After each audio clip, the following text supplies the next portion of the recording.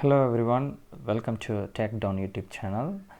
In this video we're going to see about how to highlight the duplicate values, how to filter the duplicate values, and how to remove the duplicate values. In this example we're going to see the departments have a number of students, and you can see the computer science department is repeating 2 times and the botany department is repeating 2 times. Let's go and find out the duplicate values in this sheet.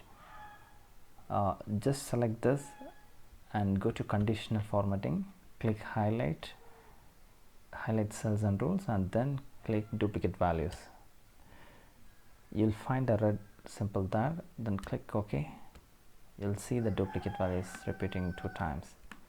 So if there are lot number of values, if you want to filter only the duplicate values, then click this add filter and then choose one of the drop down, and there you will get an option text filters, color filters, filter by color. Just go and filter it by color.